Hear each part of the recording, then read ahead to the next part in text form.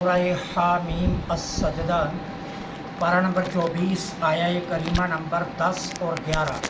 نحمدہ ونصلی ونسلم علی رسولہ الکریم، اما بعد فاعوذ باللہ من الشیطان الرجیم، بسم اللہ الرحمن الرحیم۔ وجعل فیہا رواسی من فوقہا وبارک فیہا وقدر فیہا اقواتہا فی 4 ایام سواء للسائلین، ثم استوى إلى السماء وهي دخان فقال لها وللأرض ائتيا طوعا أو كرها قالتا آتينا طائعين۔ صدق اللہ العظیم۔ وجعل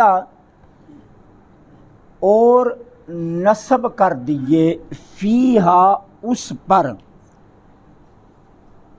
اور رواسیہ بہاری پہاڑ،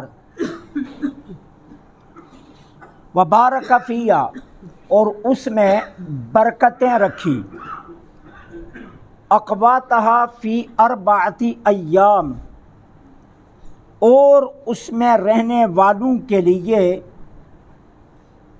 مقدر کر دی روزی 4 دنوں میں، سواء للسائلین جو برابر ہے طلب کرنے والوں کے لیے۔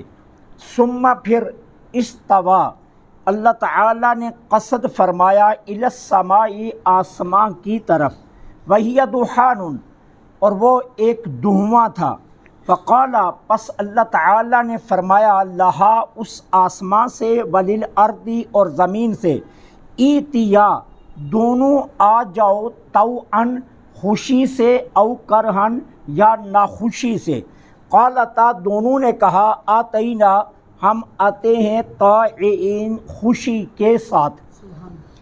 اللہ جل سبحانہ و تعالی ان 2 آیات میں اپنی قدرت کے کچھ اور مظاہر کو بیان فرما رہے ہیں۔ اچھا، پیچھے بھی کل کی جو آیہ آپ نے پڑھی اس میں بھی اللہ تعالیٰ کی قدرت کا تذکرہ تھا، اور آج قدرت کے مظاہر میں ایک اور مظہر کو بیان کیا جا رہا ہے کہ اللہ جل سبحانہ و تعالیٰ نے اس زمین پر بڑے بڑے پہاڑ نصب فرما دیے۔ اچھا، ان پہاڑوں کا مقصد کیا تھا نصب کرنے کا؟ تاکہ یہ اپنے محور میں گردش کرتی رہے اور اپنے محور سے ادھر ادھر نہ جائے۔ اب اس کا معنی یہ نہیں ہے کہ اللہ جل سبحانہ و تعالیٰ اگر پہاڑ نصب نہ کرتے تو زمین نافرمان ہو جاتی اور اپنے محور سے نکل جاتی، ایسا ہرگز نہیں ہے۔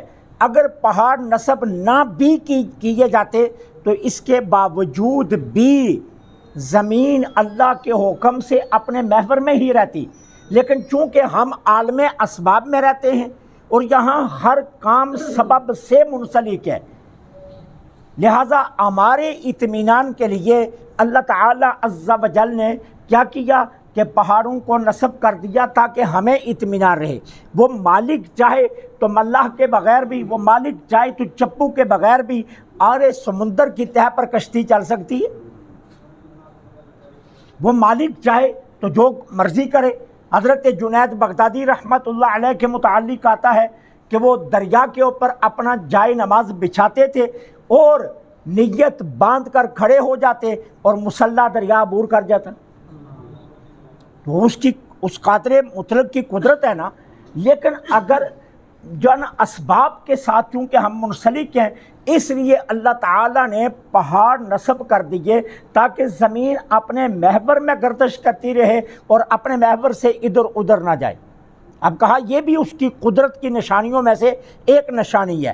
جو خالق اتنے بڑے بڑے پہاڑوں کو نصب کر رہا ہے، کتنے تم بے وقوف ہو کہ چھوٹا سا پتھر تراش کر اس کو پوجنا شروع ہو جاتے ہو۔ یہ دعوت فکر دی گئی ہے اس بات کے ذریعے۔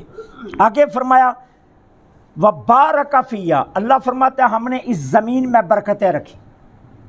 اب برکت کا مطلب کیا آتا ہے؟ خیر کثیر۔ یہ بات ذہن میں رکھنا، برکت کا مطلب ہوتا ہے خیر کثیر۔ خیر کثیر کیا ہوتی ہے؟ مختصر چیز بھی کفایت کر جائے۔ ٹھیک ہے نا. لوگ رزق زیادہ مانگتے ہیں، رزق زیادہ نہیں مانگنا چاہیے، برکت مانگنی چاہیے. اب جو لوگ صرف رزق زیادہ مانگتے ہیں نا، وہ کہتے ہیں جی ہمارے گھر کا خرچہ کتنا ہے، 2 لاکھ 3 لاکھ 4 لاکھ، لیکن اس کے باوجود ہم بڑی پریشانی کی زندگی گزار رہے ہیں. اور جو اللہ سے برکت مانگتے ہیں وہ 25,000 میں بھی خوشحال زندگی گزار رہے ہوتے ہیں. اصل سوال برکتوں کا ہونا چاہیے، اصل سوال جو ہے نا وہ رزق کی فراوانی کا نہیں ہونا چاہیے. اصل تعلق ہے برکتوں کے ساتھ. برکت ہو تو بہت قلیل چیز بھی آپ کو کثیر لگے گی، اور برکت نہ ہو تو پھر کثیر چیز بھی آپ کو قلیل لگے گی. حضرت جابر نے جو ہنڈیا پکائی تھی، جہاں میرے آقا کو آ کر دعوت دی کہ حضور 3 یا 4 بندوں کا کھانا ہے، آپ تشریف لے آئیے، اور میرے آقا کتنے لے آئے؟ میرے آقا تو 200 بندہ لے آئے. تو سرکار نے کیا کیا، اس ہنڈیا پر برکت کی دعا فرمائی. اب برکت کی دعا کا کمال یہ تھا کہ 200 بندہ روٹی کھا کر چلا گیا، اور حضرت جابر کہتے ہیں میں فیصلہ نہیں کر سکتا کہ حضور کے آنے سے پہلے سالن زیادہ تھا یا کھا کر جانے کے بعد سالن زیادہ تھا. تو یہ برکتوں کا کمال ہے.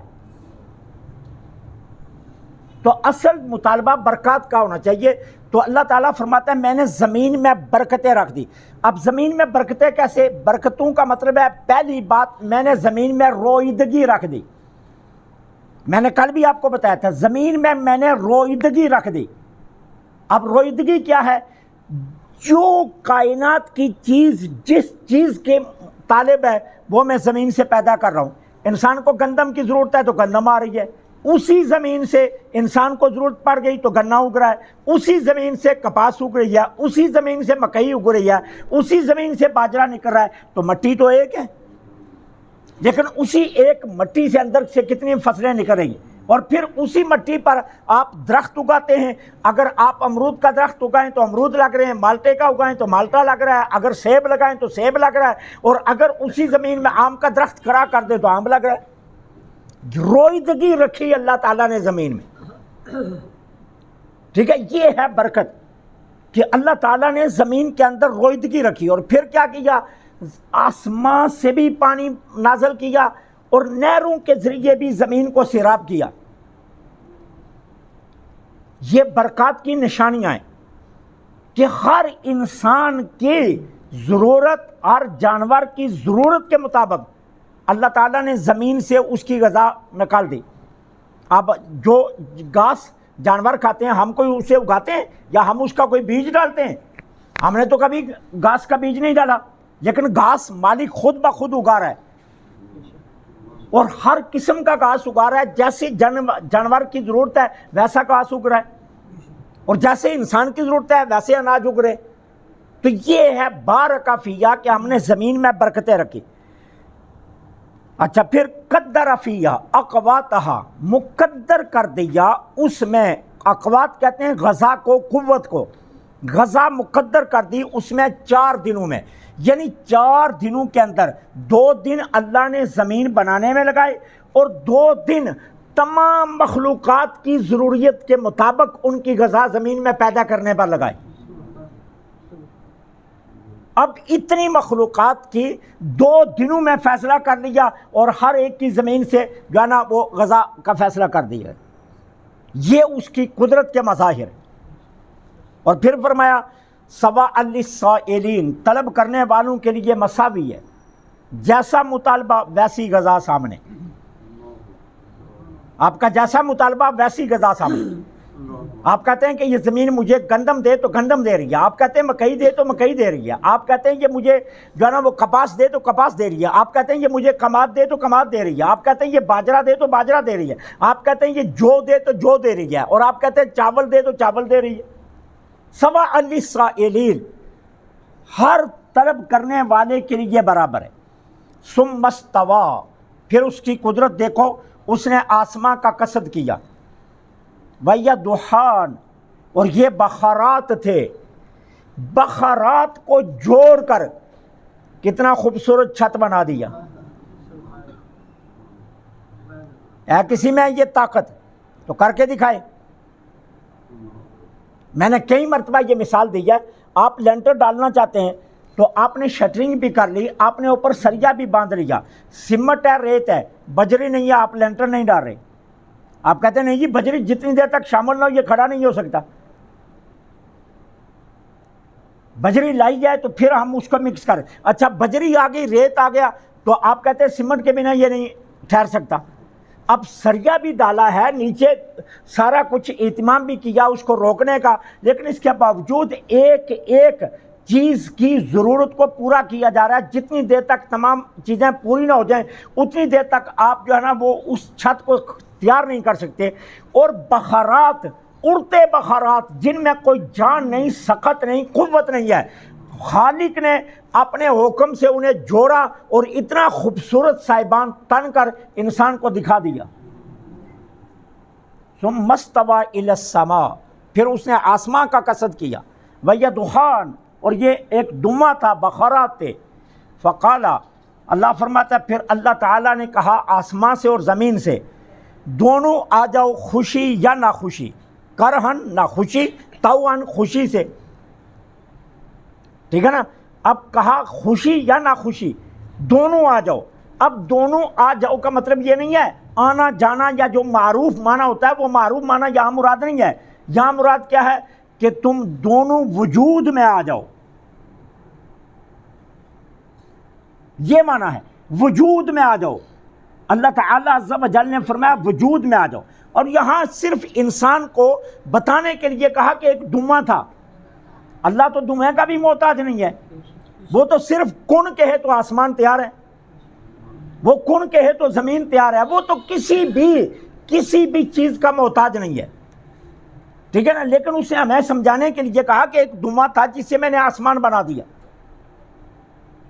تو کہا میں نے, اللہ نے فرمایا زمین و آسمان سے چاہے خوشی چاہے ناخوشی وجود میں آ جاؤ, تمہیں پسند ہے یا نہیں پسند وجود میں آ جاؤ. ٹھیک ہے,